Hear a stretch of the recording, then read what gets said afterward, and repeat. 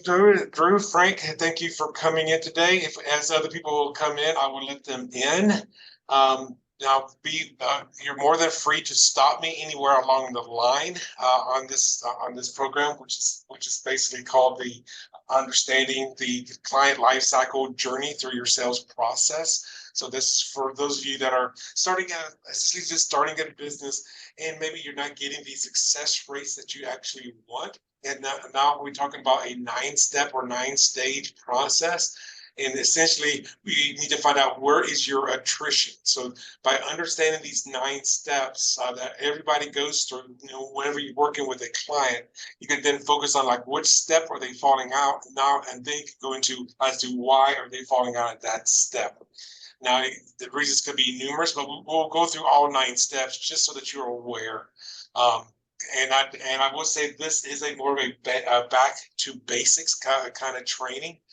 But the thing is, becoming more aware of this may help you with your sales process as you are actually growing your business. So Kevin, again, doing this, and you guys can stop me at any time to ask me questions. This is a learning class. Yes, Frank, please. uh, Drew, could we kind of introduce ourselves to each other, what our backgrounds are? Certainly. I was in the corporate world for many years, and then I started my own company, and now I am a publisher for independent authors.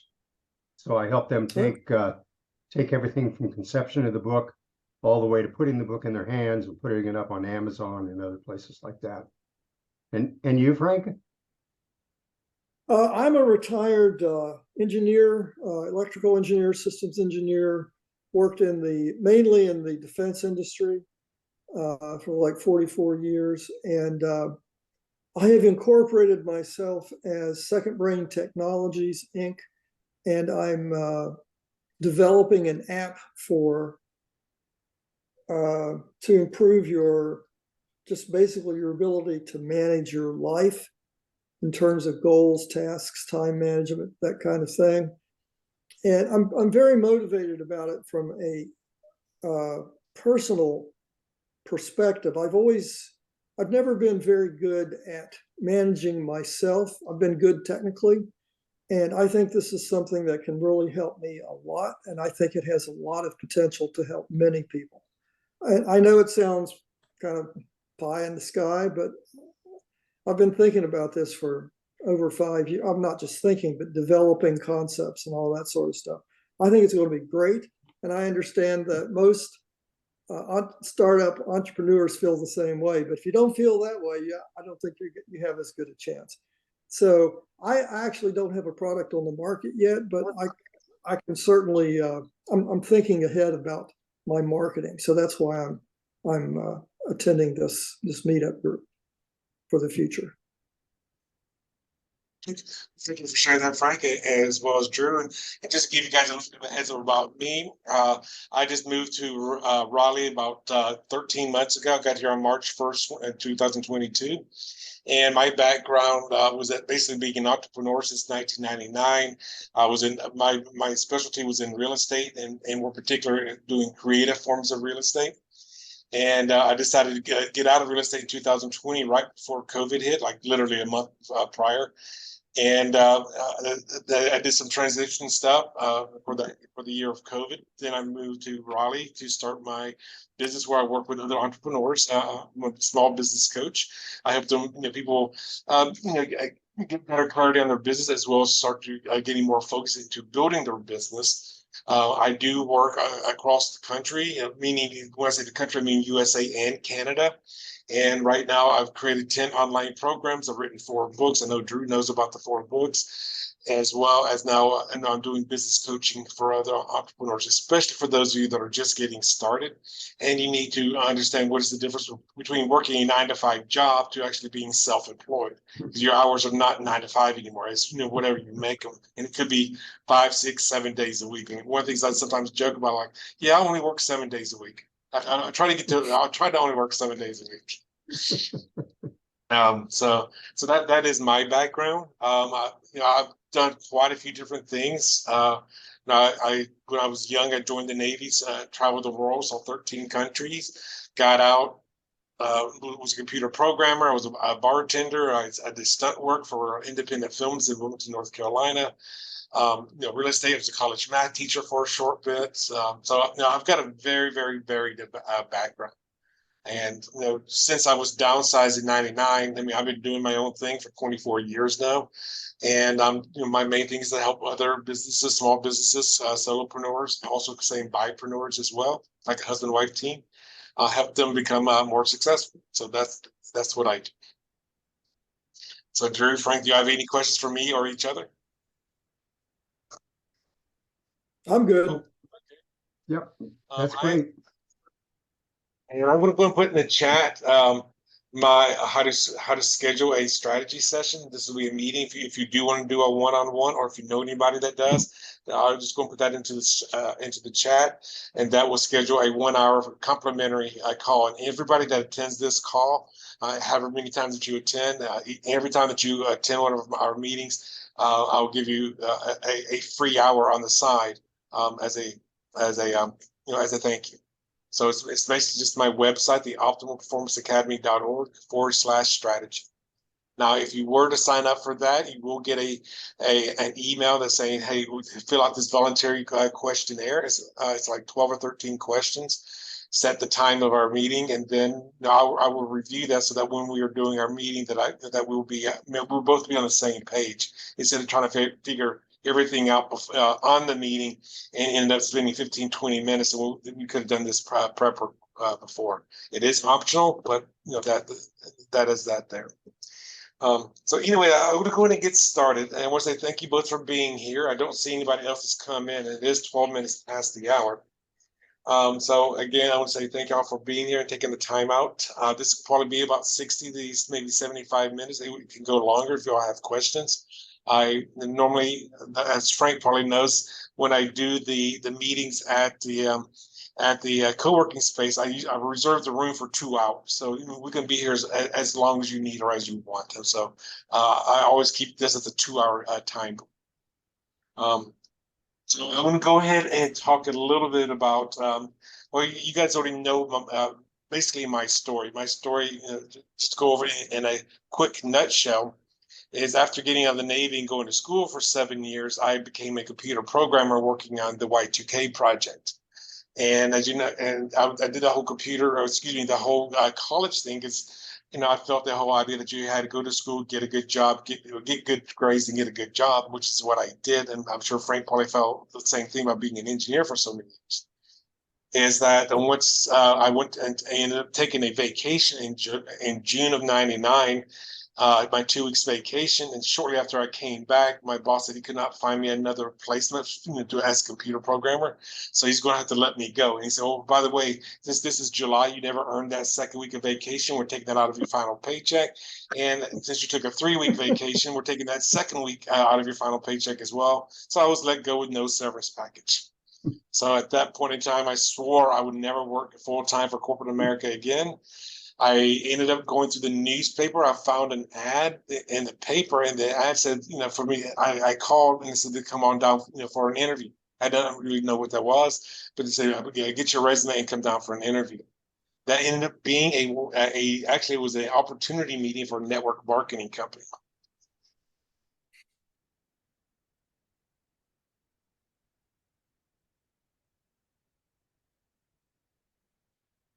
Can't hear you. Lost your sound.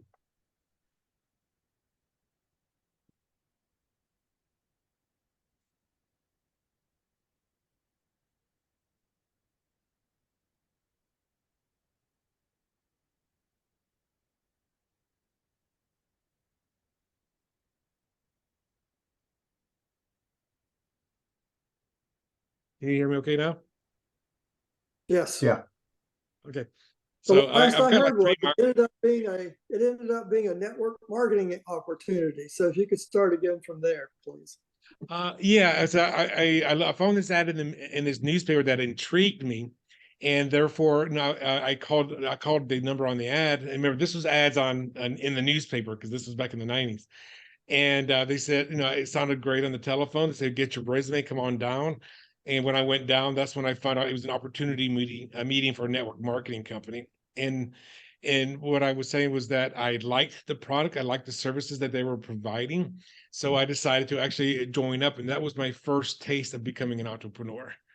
I did not have a coach or anything like that. I had a little bit of a mentor, but I learned the hard way, over years and years of trying to build a business on my own. And YouTube was not even invented yet. So, or I don't think it was. And so basically it was all learn on your own. Well, that company went bankrupt about a few months later. And then that's when I did part-time work as a teacher and bartender, moved to Vegas, and that's when I actually got into real estate, doing real estate investing. And we just lost Drew's video. That's okay. And that's, but the thing is, I was bitten by the entrepreneurial bug, and that's how I kept doing my own thing for all the years ever since. So what I would like that, so that's where my business experience comes from. Is 20 plus years of doing it. I'm doing this stuff on my own, going to seminars, getting mentors, getting coaches eventually, and just working all of that. So I do want to say we do probably have a little bit of a limited time, so I don't want to take up too much of your time today. So I'd like for you to write this down. So if you got paper and pencil, or paper and pen ready, I want to write this down. The first thing we should write down is what's called the 3 phases. I'll put that in the chat so make sure you understand what I'm saying. So it's called the 3 phases. And the second thing I want you to write down, you write this down next to it. It's called the 9 stages, and we're going to be talking about both of those. Now, there are 3 phases and there's 9 stages. Now, each phase will have 3 stages. So the 9 is going to be split up between the 3, and we'll build from there. Now, when a client goes through all 3 of your phases, then you've actually done a very good job. And this is how you begin to actually learn or actually earn a lot more income when you start serving a lot more people. Now, if you do this properly, this will be a win-win-win scenario. This means that not only do you win, but your client wins, and then also all of their clients win as well. That's why I call it a win-win-win scenario. So let's talk about the 3 phases first. Now, again, this is a back to basics kind of thing, but I want to make sure that we understand all of this that I'm talking about. So when I say let's go and talk about the first phase, and this first phase is something known as your lead generation phase. Now, when you're doing your lead generation, that's going to be, if you look at these things as buckets, the lead generation phase will be your biggest bucket. Everybody that you know will start here. And this is where you put all of your, this is where you put all of your potential clients. Okay. So these are all of your leads will go into. Now, over time, that bucket is going to become huge. And you may find these people online, or you may find these people at networking events or seminars you go to, webinars you go to, whatever. So you every time you get a business card, like I got this business card earlier today, this is a lead generation person. So all of these business cards are all part of the lead generation. The second phase that we're going to be talking about is called the convert phase, or you also call it the conversion phase. This is where that lead will actually start to actively doing business with you. Okay. So you're converting them from a lead to an actual potential client. You're actually working with them. Now, the final phase is what I call the raving fan phase, or you can also call it the wow phase. It's WOW wow phase. And this is where you're actually going to be satisfying your client. Now, as I already mentioned, each of the 3 phases actually has 3 components each, or 3 stages each. This is where the 9 stages come from. 3 plus 3 plus 3. 3 in the lead gen, 3 in the conversion, and 3 in the wow phase. So if we were to go back to the lead generation phase, we will actually begin with stage one. Now, this is where, in my opinion, is why most businesses fail, is they don't get stage one done correctly. Stage one is what I call your target. This is the people that you actually want to work with. Out of all of these phases, I do begin, I'm going to reiterate this again, that this is the stage that where most of them fail. And that is because they don't know how to target who they actually want to market to. They're too generic, or they're trying to find people, or they're sending their message out there to so many people that they're not actually targeting the right person. For an example, let me throw Drew in as an example. If somebody does not know how to write, they're probably not going to become an author. I mean, those are the wrong people. So you're not going to be talking. You would not be marketing to illiterate people for the most part. So you always want to make sure that you're targeting the right people. Now, here is why I think so many people fail. When you're doing your targeting, there's going to be different words that you could call this person. Some people call this your target market. Some people call them your avatar or your ideal client. I'm sure y'all have heard of that before. Who's your avatar? Who's your ideal client? Who's your target market? I like to call this person somebody slightly different. I call this person your specific audience. The reason I like using that word is because the word specific is part of the word, because you want to be specific as to who your target is. If you say ideal client, you can still be a little bit too general. If you say an avatar, you can still be a little bit too general. But if you're talking about who is your specific audience, who specifically are you want to be targeting? Now, I am going to say that you can have more than one specific audience group. For an example, and I'm going to ask this to Frank.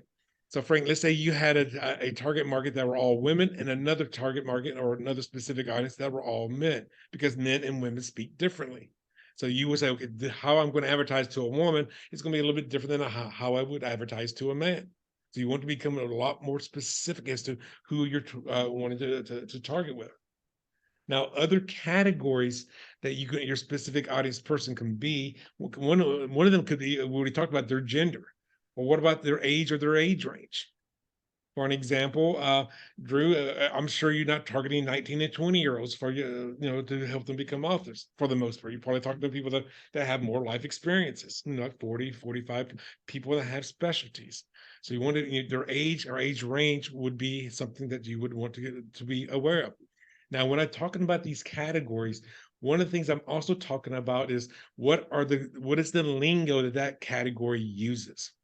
Does a woman and man speak differently when they're talking about a problem that they could be having? Does the 18-year-old talk differently than a 75-year-old about, using the words that they use? So when you're looking at your specific audience, you not only look at these categories, but also what is the language for that category?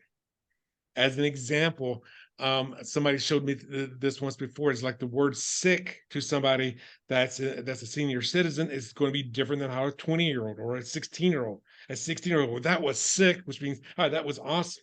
Well, if somebody says, if you're talking about that to somebody that's in their 70s, sick will mean their health is bad. You're not going to say, hey, it's just what you have to look at what is their words and their thing. Another thing that you want to look at, and maybe this is something that Frank would be more, and I'm sure Drew as well, that could apply to them, is what is their level of income? Can they afford you? For an example, Frank, let's say you had a program that costs $10,000. Would you go to the homeless shelter to try to find clients? So their level of income is going to be also something that you want to look at. As a realtor, one of the first things that we look at when, let's say, if Frank or Drew want to come buy a house, the first thing I'm going to look at is what are you pre-qualified for? I'm not going to show you $1 million house if you can't afford a $200,000 house. I mean, so you have to specify, what is that level of income and where do those people hang out? Another thing you may want to consider, and this probably be something that would probably apply to Drew a little bit more, and probably even Frank, is what is their level of education? Are your target markets high school dropouts, or are they PhD students? Now, I'm not saying a level of education is good or bad. I'm just saying if Drew was selling a program that was for people that that were medical doctors. We wanted to target people that are with the doctorates. If you say, hey, I got this new tool belt that makes hanging off the side of a building a lot safer. Well, he said, well, my target market are going to be people in the trades field. So the level of education, one category is not better than the other. It's just what is your solution that you're going to be providing? Is education important? For an example, if you're selling a motorcycle, maybe their education is probably not so important. But you have to look at those these categories. Another one is, are they spiritual or religious? Is that going to be something that would be one of the characteristics of your specific audience? For example, if you're selling the Holy Bible, you wouldn't go to a Hindu church. So, or could it be that that religion is or is not important? So you may want to look at that as well. Another thing would be another category of this would be what are their political affiliation? Is the fact that they're a Republican, Democrat, independent, or unaffiliated, is that important or not? So these are things that all these things that you should be considering. Another one would be, what is their ethnicity? Does them being white, black, Hispanic, or does that matter to who you're trying to find? Another one you want to look at is, who are their influences? Who do they listen to? What movies do they watch? Which books do they read? What magazines do they read? If Frank had a highly technical product that he wants to sell, you probably would not be running an ad in Boy's Life. I mean, that's just not where your people are hanging out. They're not going to be reading that. So what are their influencers? Now, the next one I'm going to talk to about another category is going to be for people who are possibly married. So are they the actual decision maker? Like, does he have to consult his husband or wife, or does she have to consult her husband or her wife? So are they the actual decision maker? And if they are not, how do you get in front of them as a couple, where you are also speaking to the decision maker? A lot of married people cannot just go, hey, I'm going to spend $5,000 on this program. Most of the time, you have to probably consult your spouse if you're married. And then the last thing I want to talk about is, as far as categories, again, is the terminology that they use. What words are they using? Now, out of between the two of you, how many of you guys use Google Chrome? Do you both use? Not me. Neither one of you use I use Firefox. Firefox? Wow, I didn't realize Firefox was still around. Okay, I'm going to share my screen for a second. I'm going to set this up. That's okay. I use Opera. So Opera, okay. I'm going to show you something in Chrome, and then you may want to see if Firefox and is that Opera? Opera. Okay, you want to see if they actually do this. So I'm going to share my other screen, my second screen. So let me know when you can see the screen. Yeah. Okay. Okay, so this is a Google Chrome browser. Okay, so this is the meetup group. Now in Google Chrome, there's these three dots right here. You will see all these little icons on the top here, just to the right of my URL thing. Mm-hmm. Now these are known as extensions. Okay, there is one. It's called Keywords Everywhere. I don't see it up there, so I'm sure it is active. So I want to go under More Tools and go under where it says Extensions. Y'all see that? I hit the three dots, went to More Tools, and then I'm going down here to a thing called Extensions. Okay. So these are additional little tools that you can use in your browser. This is why I like it. The one that I'm going to show you two. I don't need Google Hangouts anymore. One is going to be Grammarly. Grammarly is for those of you that are doing stuff that's online, let's say blogging or putting posts on LinkedIn or Facebook or something like this. Grammarly is going to check your grammar. Now, make sure if you do use this, I think the default is going to be English British version. because I was like typing the word theater, theater, and it kept sounding, you're misspelled, it's misspelled. Like, okay, there's something wrong here. That's when I realized, okay, I got the British version, the UK version. So Grammarly is one of the big ones that I recommend. The next one is this one here. It's called Keywords Everywhere. Okay. Now, Keywords Everywhere is a free tool that you can use. So I'm going to turn it off right now. So you can see me. I just turned it off. I'm gonna remove that one. So I got Keywords Everywhere turned off. So you see the little gray line, that little gray bar there. So what I'm going to do here is I'm going to go to Google. And Frank, give me a topic that you would search for in Google. Anything. It doesn't matter what it is. Like florist or something where how you go about buy. fusion power? Did you hear? This Yeah. may not be the best one to do. So we've got fusion power. Actually, I'm going to go where you can buy something. So we're not just looking up the definition of something. I'm going to go Okay. and let me say pizza.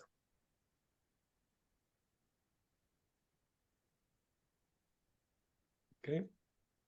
So this is going to, because I live up by the airport. So these are going to be showing pizza restaurants that are near me. So these are ads and things like that. If I scroll down, this is like the top 3 places that are near me. It gives me the Google map. And then it gives me some categories. Okay. Do you see all the white space over here that's being wasted? All of this digital real estate that's being wasted. Well, I'm going to go here. I'm going to turn keywords everywhere back on. Okay. And now I'm going to go up here and I'm going to refresh.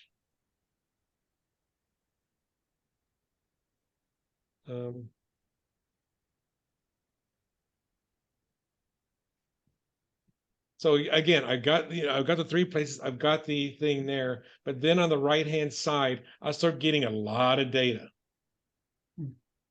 Okay, so keywords everywhere will show you 5 categories. Now I'll probably go back to do the fusion power as an example, but these are trends for people doing searches for restaurants in Raleigh, North Carolina over the last few years by the month.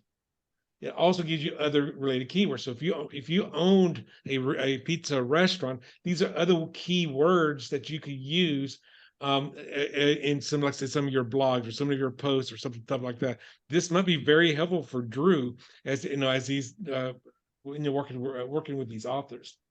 There's also this is also what people are searching for: our pizza restaurant, or pizza Raleigh downtown, pizza near me, best Italian pizza in Raleigh. So you can have all of those other things. So I'm going to go back and do the fusion power that that Frank mentioned about before. Gosh darn. So he's working on, let's say Frank is working on something that involves fusion power.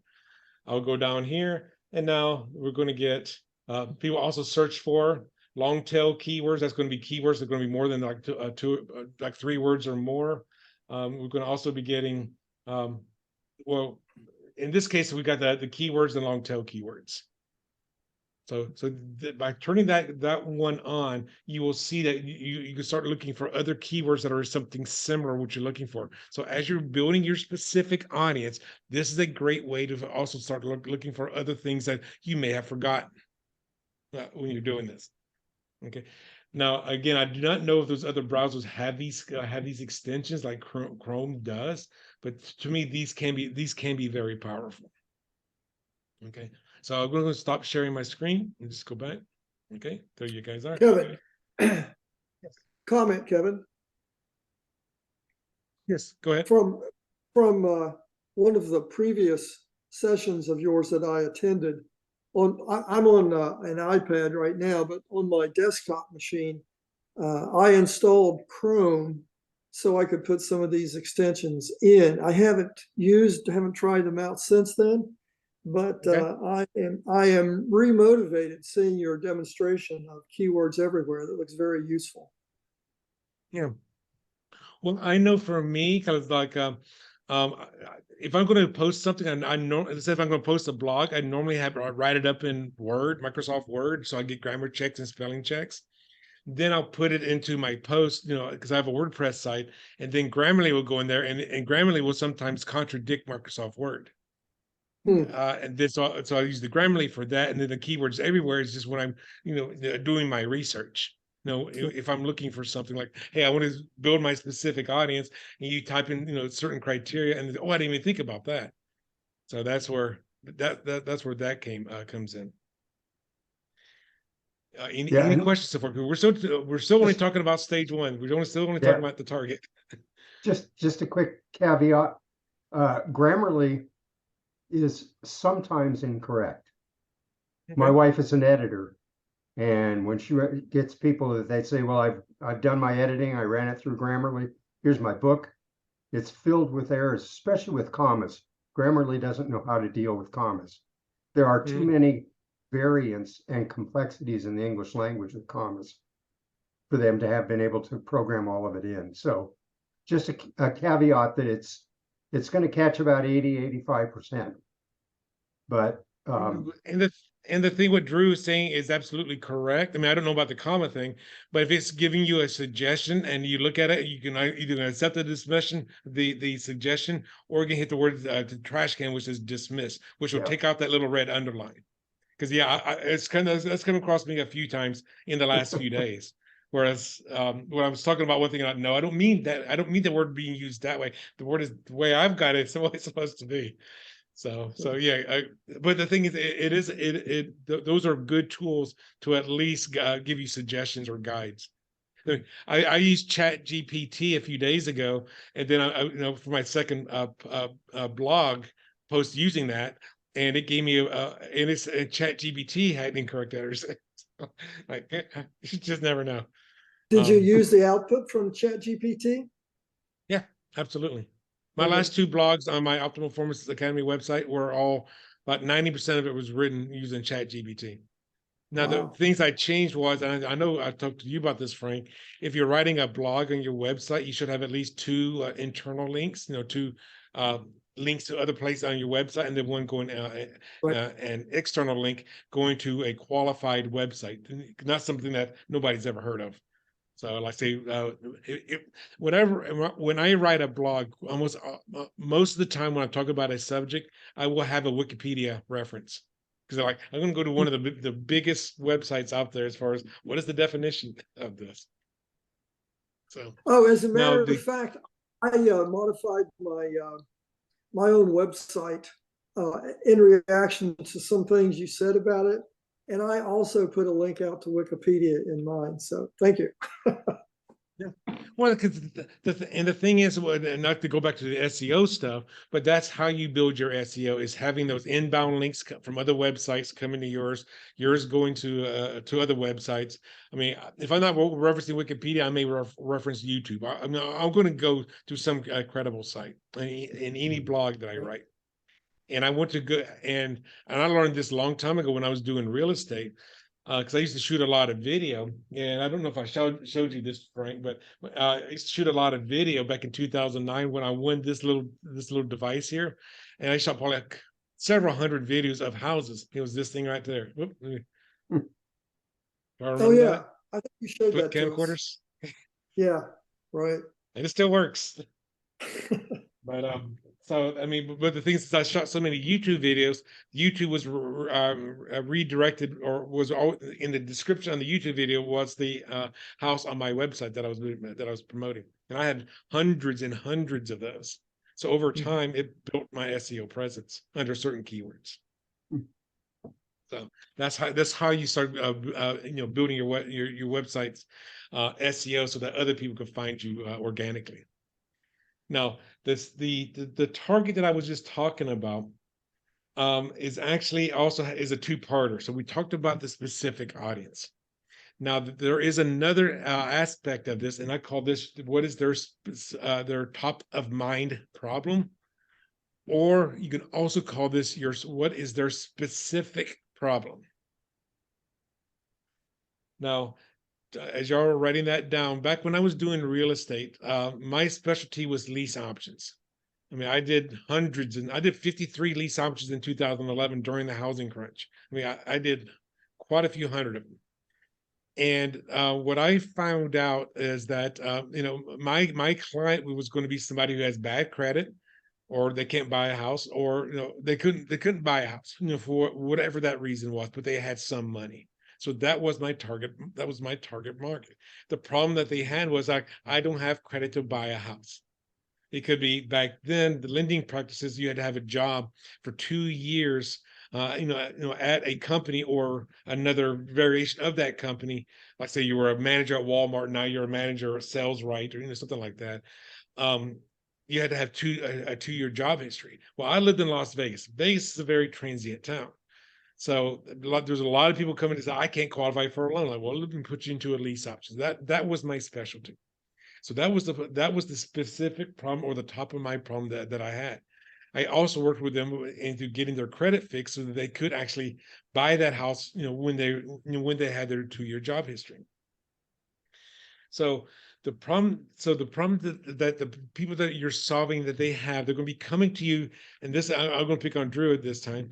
You got people coming to you that want to publish a book, have their book proofread, edited, and then published. That's what you and your wife are kind of doing. So their top of mind problem is, hey, I'm coming to this thing. I don't know how to write a book. I don't know how to get this into print. I mean, I got it in words, but I don't have it in print. So that's going to be what they're coming to you is their top of mind problem.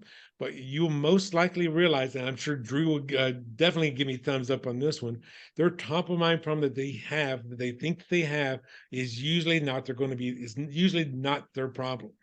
Yeah. It's usually a symptom of another problem. And I call that is their unrealized actual problem. Yeah. Okay, that's their specific problem, is usually going to be their unrealized actual problem.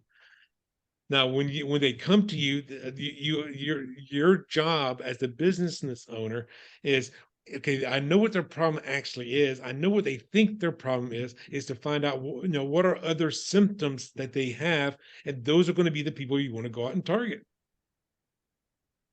Because they may not realize, well, I've got this unrealized actual problem. They don't know that though. I don't know how to write a book. My grandma's, whatever it is. But the thing is, now you got to start saying, okay, I know who the person looks like, and I got their characteristics, but also what other problem do they have that they would actually be attracted to me. That's how you target your people. Now, the reason I say that a lot of businesses go bust is because they spend so much time, energy, and money chasing the wrong people. Because they keep thinking everybody has this problem. Like, no, they don't. You've got to realize, because once you start becoming a lot more targeted to your specific audience person, then you will start honing your skills. Like, okay, now these are the people that I'm going to be working with. I've got complete clarity on who I want to work with. So that's when you do your advertising. That's when you do your marketing campaigns. Is to start doing that. Now that is the second stage of this process. It is actually what I call the attract stage. Now that you know who they are, you know what problems that they have. Now you're going to start doing, how do I attract them to me? So for an example, do I run Facebook ads? I'm about to join LinkedIn sales navigator, so I can start contacting other small business owners, like say for an example, real estate brokers that has brand new agents. I want to go there, start training their agents. Going through a talk very much like this, so that they can start finding their clients. Like, how many Frank and Andrew, do y'all know any realtors personally? Yes. Okay. Now, if you ask them who their clients are, they're probably say, well, I'm looking for buyers and sellers. Like, that's not very specific. No. I mean, you got to say, so you have to they have to start focusing a lot more specifically, what kind of a buyer, what kind of a seller. And therefore, now you're not just sending out 1,000 flyers to 1,000 houses and hoping that you'll get 1 or 2 phone calls. To me, that's a waste of time and money and energy. And all that, because that's wishful thinking. But being a lot more targeted, and how you going to do your advertising campaigns, or how do you start attracting these people? For an example, what Drew does, he can go to a book writing convention. an authors convention or something like that, because there's going to be a lot of authors that are going there who are not writers yet. They're wanting to become writers. So well, but if Drew were to go to say Rockstar Connect, one of those advertising, one of those networking things here locally, does your client actually hang out there? For Drew, most likely not. So those would be a waste of his time and energy. Now I go to the Rockstar Connect every once in a while, but right now the main reason I'm going is to promote the meetup group. I'm not looking there to say you're going to be you're going to be a client of mine, because most people that go to them are employees of other companies. They're just trying to promote this flooring company that they work at, because they're in the sales department. So they're not my ideal client. So to me, it's a waste of time for me to go there. So where do your people hang out at? Now, Frank, you're more into the IT stuff. So you got to start looking at, what does Raleigh and or nationally can you go to where those people are, to do whatever it is you're going to be doing with your app. Well, I might as well tell you what my selected initial niche target is. And it is, are you ready? Churches.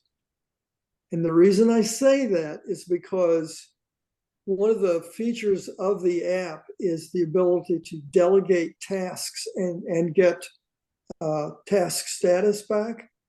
So that's good on a personal level. If you're organizing a family cookout, you can assign tasks to people. Aunt Jenny does the macaroni salad or whatever, and you can actually get status back on, got that, do you have that macaroni salad ready to go yet? But for churches, they don't have a lot of money to spend on organizing tools. So they could buy a few tools for their group leads, and then everybody else could get the free version. And when they get the free version, you get 2 weeks of the full version, and then it reverts back to the minimum free version. The hope is that once they've used the full version for 2 weeks, that they'll decide to pay the $3 a month for the full version. So the organization is motivated because it's low cost, $3 a month. Everybody they're managing with it doesn't cost them anything. And you get exposure of your product to usually a pretty good income category of people who are, again, usually, kind of proactive about getting stuff done in their life. So that's my initial target niche. That's good that you're narrowing it down to something that's that very tight. And the things now, start learning, what lingo do they use? Because is there a difference between a Presbyterian church, Catholic church versus the different denominations? Right. And then I'm sure something like that. So once you get that one test group going, then you can maybe say, well, I'm going to go to schools next, and then you can, yes, however you want to do that. But in like fact, the idea that you're getting a lot more specific in your target rather than say anybody that does this. Yes, and in fact, my second target, if the first one works okay, is going to be real estate firms, because I have talked to one manager of a real estate company in the area, and she really liked the concept. So anyway, good. So that's good that you've got your target done. Now you also, like, you're moving into the attract phase. Like, how do you start getting these churches to you? Is it going knocking on their doors, going to their office hours, or how do you get in front of the eyes of those people? And fortunately, I do attend a church, and I'm pretty good buds with the pastor. So I'm hoping that he can help me, give me some entree into insights into, do church leaders, do they hang out on Facebook or, that sort of thing. Okay, cool. Good. I'm glad you're thinking outside the box there. So now the third part of the state, or the third stage that we're going to go into, because you know who your person is, what problem they have, which is the target, how to get out to start attracting them, your advertising campaigns, door knocking, and whatever it is that you're going to be doing. The third stage is what is known as capture. How do you get their names? Where do you put their names?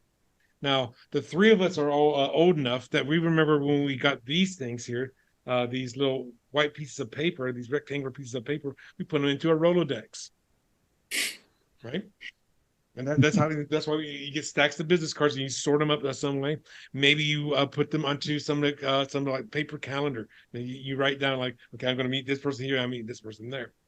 Now in this technical world, that those Rolodexes and calendars are now called a CRM, a customer relationship management system.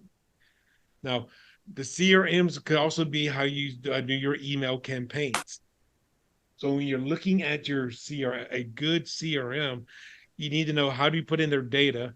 If you're doing a contact form where they're filling something out, how do they enter into your system, and then what sequences are you going to be sending them through as you're getting their name. Like for an example, if I got these two business cards, and I put them into my CRM, what's going to happen next? And so things that you want to look at when you're looking at a good CRM, I'll give you a few ideas, is one of the things is what's known as an autoresponder. Now there's different types of autoresponders. One would be, hey, that client did something online, and like I said, they'll put up an email or whatever. So you'll have, there's going to be a response that comes after that. For an example, if they signed up for a contact form, maybe you're sending them a confirmation email says, all right, we just want to make sure that this is your email address. Click on this link now to confirm your email address. That is known as a double opt-in. That's all just an autoresponder that you can set up. Other kinds of autoresponders would be, hey, like for an example, I don't think Drew saw this. When you schedule the meeting, you start getting an email from me that says, okay, we got this meeting and this is such a day. Here's the link to that thing. His reminder is going to be Monday at 2:00, blah, blah, blah, on April 3rd, whatever it is. That's an autoresponder. I wrote that months ago. So anybody that does that one action, they're going to get that sequence of emails. Now, if you're just starting out, the autoresponder that I used when I was in real estate was one called MailChimp, because MailChimp does have a free version that up until like 500 or so contacts. And you can set out maybe 2,000 or 3,000 emails maximum per calendar month. So when I was doing my real estate business, I did not need anything more advanced than that. Now, because when I was in real estate doing my lease option business, all that through MailChimp. When somebody was going to be buying a house as a realtor, I went to the multiple listing service, the MLS. That was my CRM for that. So they were getting notifications as new houses were being listed or coming back on the market in some cases. So those are all autoresponders. Now, do either one of you guys have an autoresponder email service outside of saying Google or Gmail or Yahoo or Hotmail or anything like that? I've used MailChimp. The autoresponder is not part of the free use of MailChimp anymore. It's an add-on, so you have to pay for it. Okay. I used MailChimp from probably 2009 to 2020, 21. 20 or 21, I think, is when I went to the paid version, and now I went to another system that is called Keep. And I'm going to share my screen one more time just so I can give you an idea what this is. So we can share screen.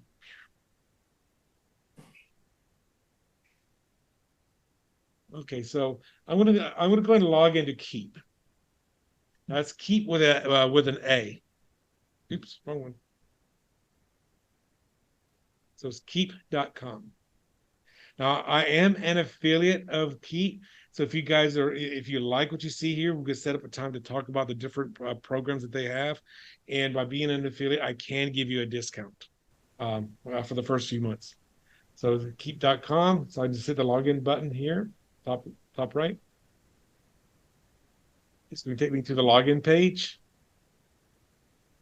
Okay, so I'm already logged in, so I guess I didn't log out before. So this is me landing on my first page. I have two accounts.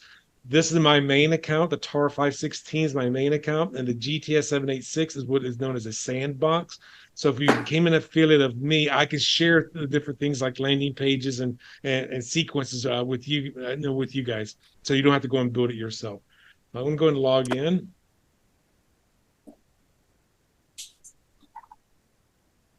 Okay, so there are what's called easy automation and advanced automation. So as an example, and Drew, you saw this, I have an easy automation, excuse me, let me, well, an easy automation, let me scroll down, is I think because I knew we were going to be doing that online, Drew, you went through this specific automation. I said, go to my website /Zoom. That would create a Zoom a link for you guys. So I'm going to go and open this up and show you just what it looks like. So this basically says when you actually, and I call this Zoom coffee scheduled. When Drew actually went to my automation, excuse me, to my calendar and signed up, he immediately got this email. It says, hello, Drew. You have scheduled an appointment with Kevin Dunlap at Optimal Performance Academy on the below dates and times. The Zoom link has been created that is unique to our appointment. And then it puts in the date and time that he scheduled, and then the automated Zoom link. And I may have even said this to you. Hey, if you want to schedule this link, just go there and you will get a unique link that will ensure our privacy. So that link I would never use again, most likely. And then what happened is I tagged him, what's known as I gave him a tag and coffee. So when you give somebody a tag in your CRM, and I'm assuming MailChimp still does this, and they even call it a tag as well, is that they will be giving basically like a little identifier. That way I know what to do with I know what to do with them at a later time. This also sends me a notification via text message that the call was made. So I'll get on my cell phone and I'll get all of a sudden a little K that says that somebody just scheduled a meeting, and then it puts it on my Google Calendar, which I have my Google Calendar on my cell phone. And then the next thing is 1 hour before the appointment, he's going to get this. He will get this email. I'm so excited about our call coming up in an hour. For your convenience, I have now. When you read that call, Drew, hopefully you thought, "Hey, I personally just wrote this," not knowing that it was actually an automated email. So this reminded me, like, oh my God, oh yeah, this reminds you. Sorry, I've got a call coming up. Now, what becomes important is that whenever you're using these calendar things like this, is that it should auto convert to their time zone. So they'll get that email 1 hour before the meeting at their time. So earlier today, and a guy, I guess he put in the wrong time zone, but it's now being rescheduled until Wednesday morning. I'm having a Zoom call like this. Actually, no, this is a strategy session with a guy in London. So it's time adjusting for him. It's 9:45 my time, and he's 5 hours ahead of us. So that's what 14:45 or 2:45 in the afternoon his time. So it auto adjusts. Now, there's other things that you can do as well. Now, I'm going to go into what's called the advanced automations. And this is let's say, for an example, as you guys know, I do coaching sessions. I have 3 different kinds of coaching programs. One, I call it my Business Kickstarter Basic. And what happens there is that's a 9-week class where I've created all the material. And I've already, depending on if you joined up for the Tuesday event or the Saturday event, they will go through this sequence. So every week in the morning, and then again a second time, 1 hour before the class, you'll be getting an email. It's like, okay, here is the Zoom link, as well as here's the Google Docs link, so you can download the documents before our group coaching session. So this is a lot more of an advanced sequence. So that's if you have now, Drew, if you got the paid version of MailChimp, this is called a journey. It's going to look a little bit different than this, but it's the exact same concept. Okay, and so I've got this set up for the Tuesday call, the Saturday call, and I'm creating them now for my more advanced classes. So this one is not quite done yet. So when you're dealing with a CRM, all of these are autoresponders. This, for an example, in this case, I tagged them for that. I'll go in there and I'll set the date and time, and let me go and open up this. This will run on that Saturday of any month at 9 o'clock in the morning. This is the week 1 email. Now I'll open that up. As you can see, this is where the handouts are, and this is the Zoom link.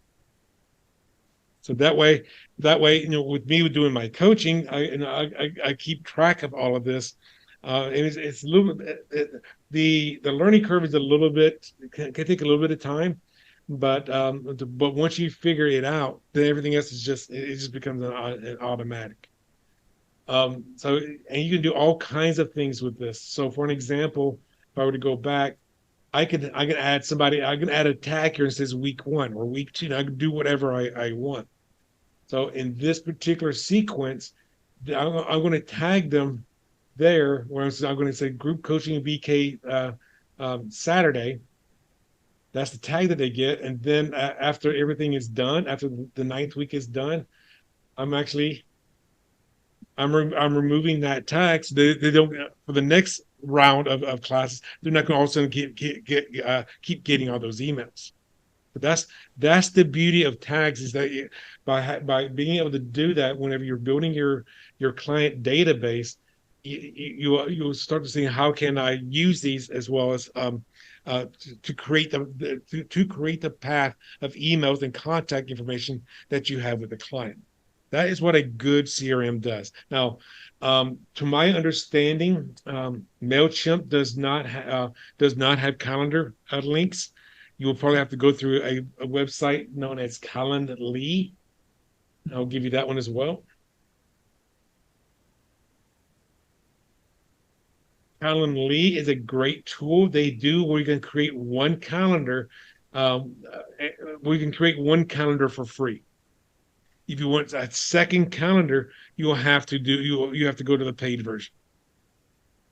So, for example, for me, as an example, I'm going to go back to my automations.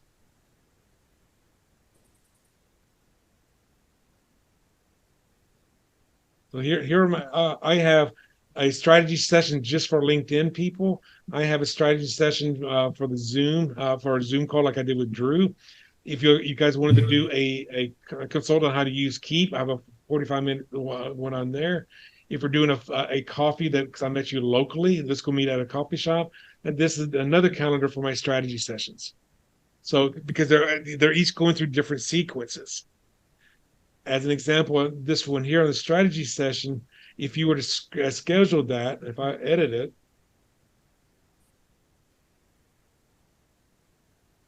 this is what the pre-appointment instruction is going to say. You'll get this after you've scheduled the appointment. I can decide it's going to be a Zoom call.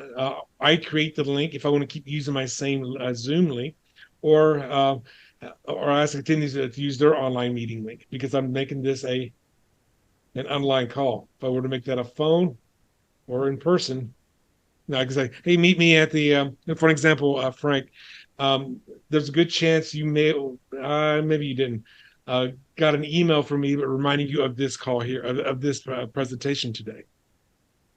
I may have not put that one together. I don't remember having seen that. May have not. So on this, the duration, the buffer times, what days of the week that you're having. Here's my Google. Here I have it connected to my Google Calendar, and then all the automations that go along with it, all the email campaigns and things like that. So having a good way for them to make appointments with you is ideal. Now, if you're going the free route, then all you have to do is, in your email, as far as MailChimp is concerned, is to have your calendar link in the email. That way they will schedule the appointment. Now, Calendly and MailChimp, I do not think talk with each other. So MailChimp will never know that you scheduled the appointment. For what it's worth, do some manual. For what it's worth, Kevin, I got 2 emails from you in March. Okay. I need to work on that. Thank you very much for telling me that.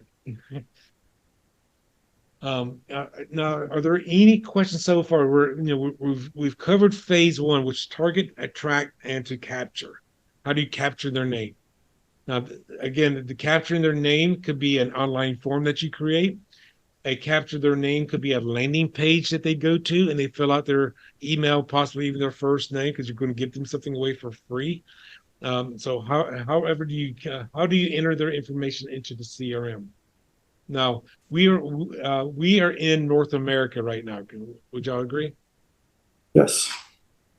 So in North America, or just the United States and Canada, Canada has a very strict policies on putting people on email lists. So if you, and it's always a good idea to go ahead and follow Canada's standards, so that in the United States, in case they get more strict, you're already going by these guidelines, and that is something known as a double opt-in. And essentially, and I know I talked about that a moment ago, but a double opt-in is like they fill out a form on your landing page or on your website, and then they'll get an email to confirm that they opted in. Once they click on that, because they're hitting it twice, they're hitting the one on the landing page and they're hitting the one in the email. That means now they're going to be on your email list, and they are knowingly put their name on your email list. If you go to a networking event and get 20 business cards and put all 20 of those people into your email list, that's kind of more like spam. So you kind of don't want to just put people on your email list just to put them on the email list. Now that does require more work, but that's just a thing. So back is because I want to show you a couple more things on Keep that you guys might also want to look at. You can inside of Keep, you can create things like landing pages. Like this, the talk I'm giving now is called my short name is called the client's journey. So inside here, I can have landing pages which I can collect their name and contact information, which will put them directly into my CRM without having to go through another thing like landingpages.com or ClickFunnels or one of those other landing page software. You can build your landing page directly and Keep, and then that will take them directly through your sales process. Or through your process. You can also through Keep. I'm going to go through my go to my settings here.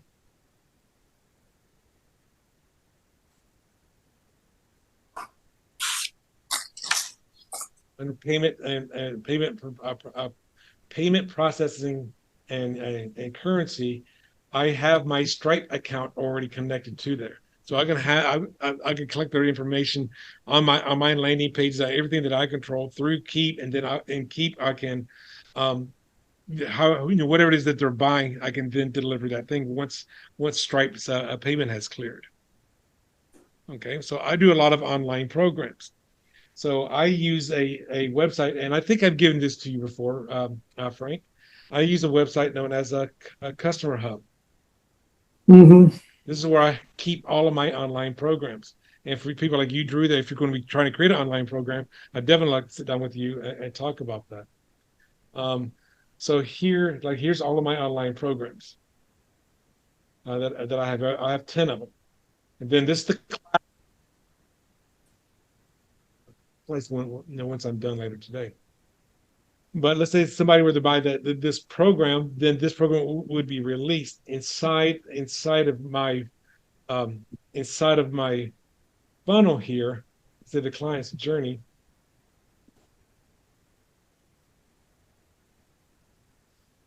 So I've not set everything up yet. This may not be actually. This is not the best one to be looking because that was not set up yet, 100%. So let me go to this one. This is my business page, or excuse me, business plan program.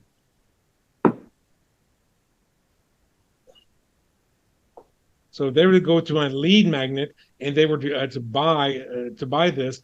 Then they will actually start this process here. So when the product gets purchased, then they're going to go get a whole series of more emails. One of the things that I do with all of my online programs is I will apply, if they bought that program, you see, I just got on Customer Hub, I just released that writing effective business plans.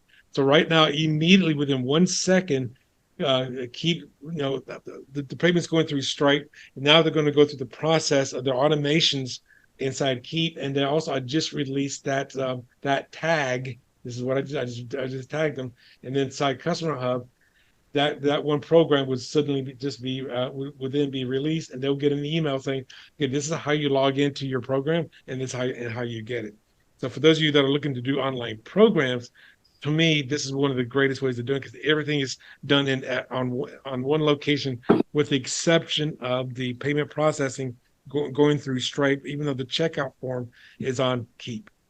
So for those of you that wanted to create more advanced automations, I'd definitely like to sit down and talk with you guys about that. So that's enough sharing the screen. Okay. So we're going to go on into phase 2. This is what is known as the convert phase. Now, again, this phase also has 3 different stages in it. But once you've actually figured out who you want to target, you attracted them into your business. They're getting to your CRM on capture. And we've been kind of already talking about this, but the next stage is called engage. How do you maintain your communication with them? You see, right now we're just covering little baby steps. Because every baby step is going to be important.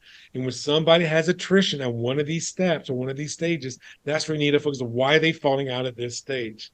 So we already talked about the email automation campaigns, because that's part of the engagement process. How do you stay in touch with your people?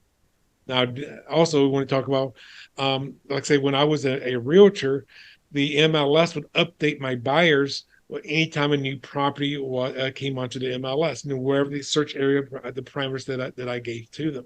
So that was engagement. They're getting these emails on a consistent basis. They're seeing my name. They're seeing my email on a regular basis. If you're going to be creating these automated sequences or journeys, if you're using MailChimp, then what are you putting in the emails? What are you doing to engage the people, to remind them, hey, I'm still here. You haven't bought from me yet, but I'm still here. But this is the engagement process. Any questions there? Because this is probably where a lot of people's attrition rate, that's where the attrition rate really begins to come in, is that you'll capture their names, but you're not maintaining regular communication with them. So how what kind of communication campaigns can you build? Now, one of the good things about a CRM, regardless if you use Keep or MailChimp, Aweber, Constant Contacts, any of those ones that are out there, is that when you start tagging people, now the reason you would tag people is so that you can have a different engagement campaign. For an example, if somebody bought my Business Kickstarter Basic and we went through the 9-week program, I would give them certain tags. I would move them from a lead tag to a customer tag. For one thing. Then I would tag them in for the BK Basic coaching program. Now, if I wanted to get them into my next level program with the Business Kickstarter Prime, they would be the ones that would get that email campaign. People that have never bought the Basic will probably never get the email campaign for the Prime, because that's a different sequence. But once I tag somebody with BK Basic, then they would never get another, hey, buy the BK Basic program, because they've already bought it. So I want to make sure that I'm using my tags effectively. And that's why you want to tag. That's why you want a system that does good tagging, so that you know how do you maintain your contacts, or which funnels are these people in. Does that make sense? Yeah, question. Do these CRM systems automatically check your tags? Can you give them rule sets to check the tags? Whenever somebody gets a new tag, depending how you have it set up, then that sequence will begin. For an example, and the tags could be auto-generated. You have to create the tag itself, obviously, but it could be auto-generated where, like, say, hey, you sign up for this thing here, and then I can have you get tagged 1 week later. It all depends on how you're trying to set up your sequence. Okay. Yeah. And you can apply and remove tags at any time. For an example, the guy that was in London, he thought our appointment was an hour later. 30 minutes into what would have been our appointment, I untagged him for that thing, because I didn't want him to get the rest of the email sequence. Which would be, thank you for joining us on this call. Oh, by the way, as a free gift, I didn't want him to get that, so I went there and untagged him. And then I sent him an email saying, hey, if you want to reschedule, go ahead and refollow the same link. And I saw during my lunch today that I got a notification he rescheduled for Wednesday. Like, okay, so now he's going to get that. So he's back into that sequence again. Okay. Now, unfortunately for him, since he's doing the strategy session, he's going to get that question. Hey, go fill out this questionnaire. Well, hopefully he doesn't. He could or he could not. If he does it a second time, whatever, because he's part of that sequence by accident. Most people don't, that would not apply to most people. But yes, I mean, the use of tags is huge when you're building your sales funnels or your sales processes. Now, after you do your engagement, the next stage of the convert stage is when you actually make him an offer. Okay, they've not bought from you, but you just made the offer. Hey, Frank, I got this program on Business Kickstarter Basic. It's only $5,000, but right now I'm going to offer it to you at $24.95, which is what I normally do if you come to a strategy session. So therefore, now I'm making the offer. That doesn't mean you're going to buy from me. I just made the offer. I mean, it's like even like with Drew, if he's working with somebody, he's going to say, "Hey, your book's going to be approximately 250 pages. This is what it's going to cost," and they may or may not take it. Okay, you're just making the offer.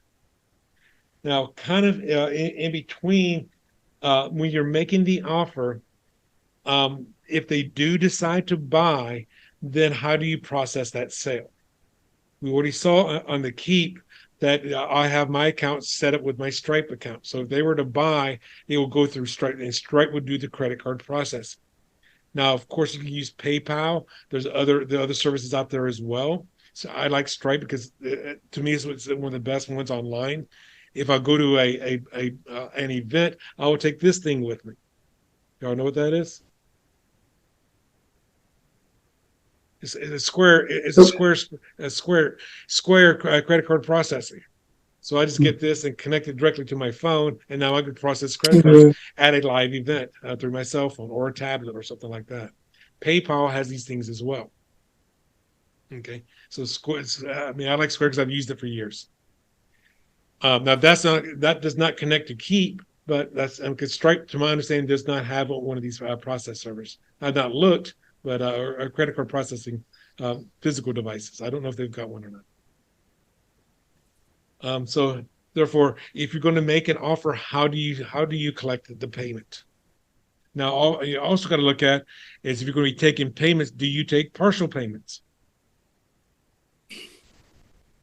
Okay, and if you are going to take partial payments, is it, let's say you're going to take 3 partial payments, and say your course is $6,000, and let's say you're going to take three payments.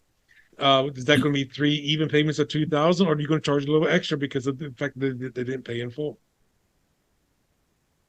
So these are things that you're going to have to figure out how to do that through your credit card processing service. Other things you may want to look at, and this may apply to you, Frank, is the whole idea that what about a membership site? Are they going to be doing something that they're paying a monthly fee each and every month? Like what you're saying, the church would do this for free for the first 14 days, and then it's going to be a monthly a recurring fee, either by usage or whatever your monthly, however you're going to be setting that up. So you have to look at how to process that monthly payment. Speaking of membership sites, I think you said, do you have any, like, I don't know, discourse or Patreon sites for your customers where they can get together and talk? Well, I mean, most likely when I do when I do my coaching sessions, if I may end up go ahead and creating a Facebook group, a private group that way they could talk with each other there. I found that those have not been all that those have not usually been affected because I've been a member of several of those groups. I mean, probably get 20 or 30 of them. So maybe they're good during the coaching session, but once it's over, then they tend to all go their own way. So I've never not seen that they were all that effective. But usually something like that, people do exchange phone numbers and such, like it's in the chat or something like that. They can exchange, and that way they can stay in contact with each other that way. So after you've made the offer and they accepted the offer, we were talking about the next stage is called close.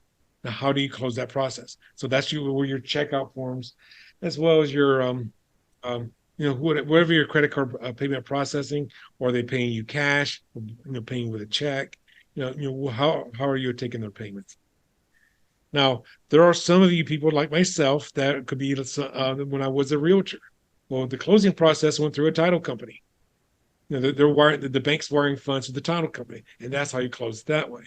So again, it's not always going to be you taking their credit card information.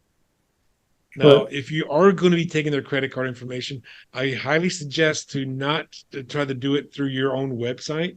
You always want to make sure you're going through a secured credit card processing website, because if you're going through your own website and then you get hacked, that's not good. Yeah, right. So now the checkout form may be on your website, but the processing is actually going at a different location.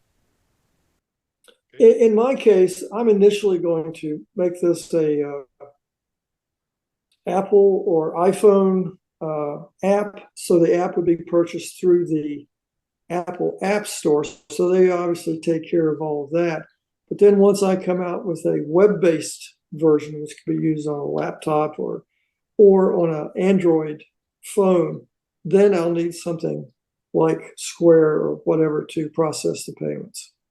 I'm pretty sure you can do a recurring payment through Square. I've never done that because the only reason I use Square is when I'm physically in the same room with somebody and I'm processing their credit card.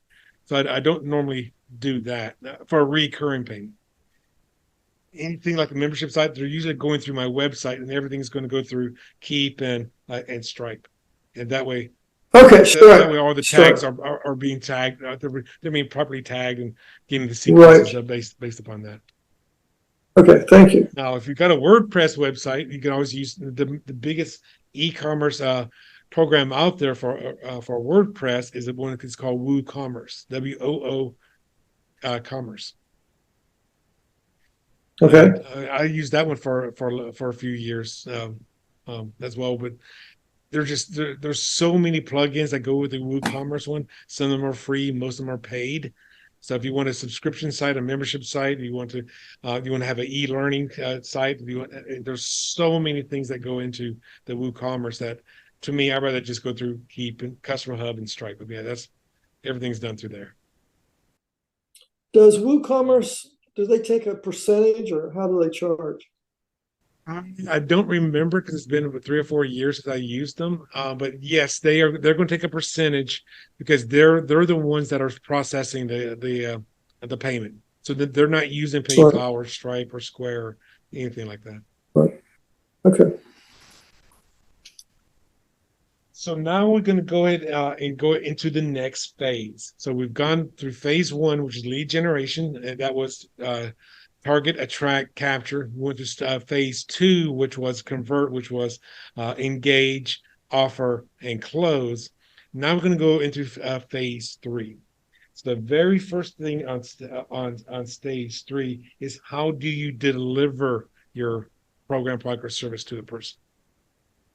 And you saw me on the WooCommerce. Somebody bought one of my online courses. They're automatically getting the email and they're getting the tag. They're unaware of the tag. The client is unaware of the tag. I'm aware. They're not. But they're going to get the email. And I was like, okay, here's the program. Follow this link, and this program is being unlocked on Customer Hub for you to now for you to now view. If it's going to be a coaching service, I'll send them an email that says, okay, our first class is going to be on Tuesday, a week from today. Today's the April 3rd, so it'll be on April 4th plus 7, be April the 11th at 10:30 in the morning, whatever it is. So how are you delivering your goods to the person? When I was in real estate, when somebody closed, with the loan, the money being transferred, then the house had to go, it took them usually another day, and for the title company to record it with the recorder's office saying, ownership has now changed hands. And then I say, hey, Frank, I'll meet you over at the house at 123 Main Street. And we'll give you keys. How are you delivering your program, product, and services to your people? Now, I am going to say one thing. Most people think delivering your product, program, or service as quickly as possible from when they bought it, or at least when they accepted the offer, is going to be preferred. Now, I'm going to go out on a limb here and say, not always is that going to be the case. Sometimes delivering something too quickly is going to be actually be perceived as something negative. For an example, let's say you want to buy a house, and I'm the builder. You're going to buy a brand new home that's going to be built, and so we start the paperwork and whatever, and then we can say, okay, we'll have the house built by tomorrow, from scratch. That's what I'm going to say. that's a little too quick. Take some time. Take a month. Take 2 months. So how quickly you deliver has to be in alignment to what it is that they're buying, especially if it's going to be something that is custom. So whatever you feel your industry standard is how quickly you should deliver. For me, let's say if I'm releasing an online program and you bought it, you having that program in your hand within 1 minute or less is preferred, because you're hungry now. You want to watch it now. If you were to buy, say, if you were to buy my book, if you were to buy this book, then it has to be printed and given to you if you're buying it online. So getting it in 2 or 3 days is kind of standard, because it has to be coming from the manufacturer. So depending on how quick, or let's say if you're building something that's custom, I don't know, in your industry, so let's say like fusion power, it may take time. And so whatever that is deemed ordinary for your business. Okay. So delivery is always going to be your is your stage 4, or excuse me, stage 7. Stage 8, it's to me by far the most one of the biggest places where people fail. And stage 8, if you're looking at it, it's actually going to be applied all the way through the whole process from stage 1 through stage 8. And what stage 8 is, so my phone just went up. Stage 8 is, I forget the word I used for it. Oh.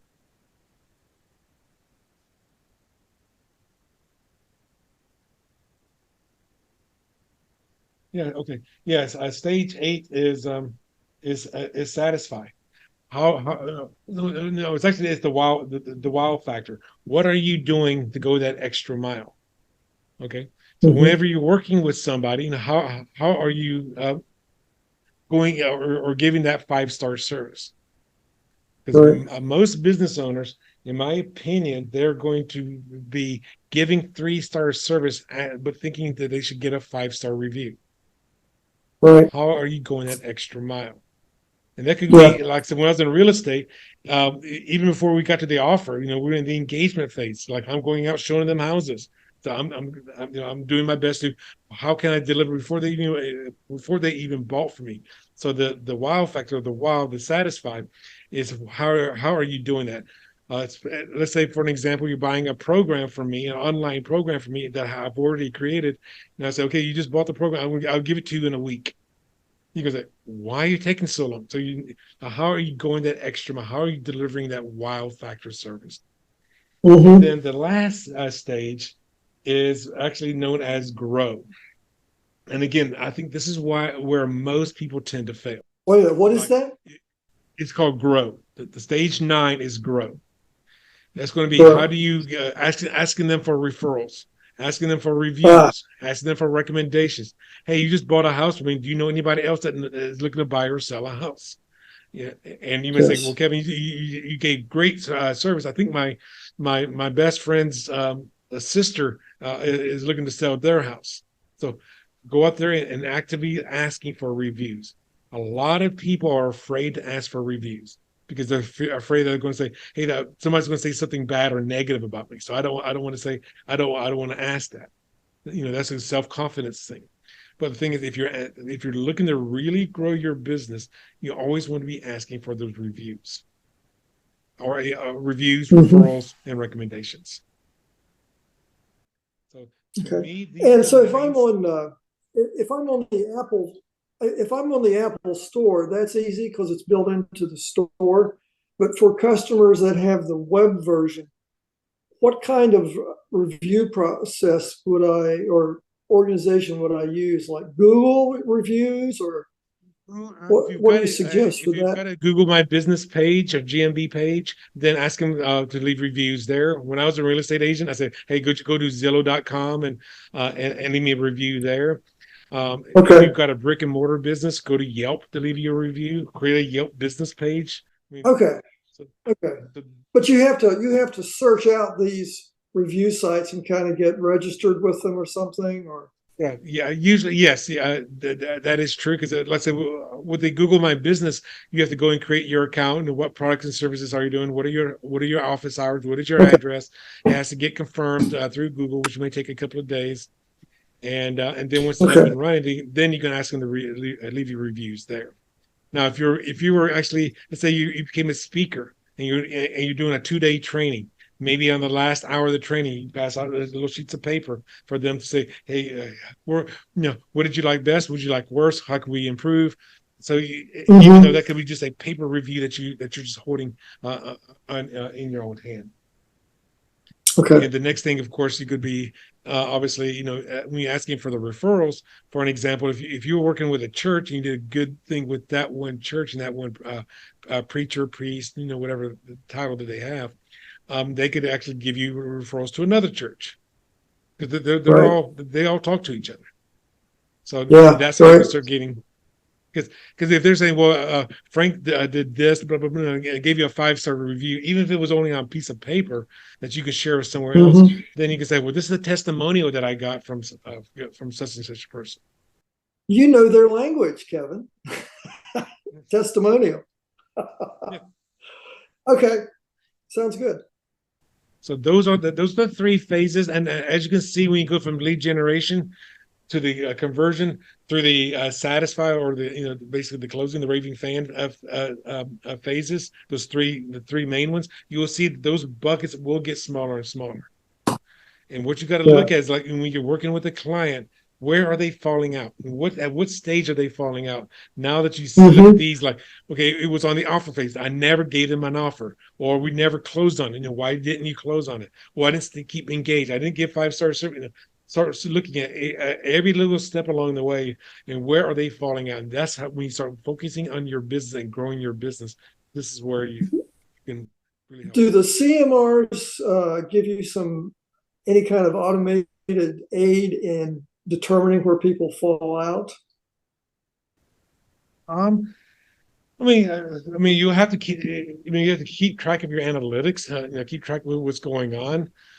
So let's say in Keep, you may say, that could be done through tagging as well. Like you send out an email campaign to your people, and let's say only 20% opened your email. Okay, well, was it something I said, or how many people how many open up the email? I delivered 100 emails, 40 people opened them up. 20 people clicked on it, and which went to a landing page and only one person bought. Okay, where are my numbers? Why are they falling out where they're falling out? For an example, when I think I talked about this to you before during one of our first meetings, when I started running Facebook ads to go to a landing page, I was looking at number one, the demographics of who was actually clicking on the links, and then okay, I saw that there's this many impressions. I saw that there's this many clicks. Therefore, that's how many people went to the landing page. How many people put in their email and hit the enter button, even if they were not even buying something. They were just signing up for a webinar or something. Yeah. So that's okay. Sounds good. So that's why I call this kind of a back to the basics client lifecycle journey, because even though this is to me, very, very basic, but the thing is some people forget, like you need to go back and look at the little steps, the little stages along the path.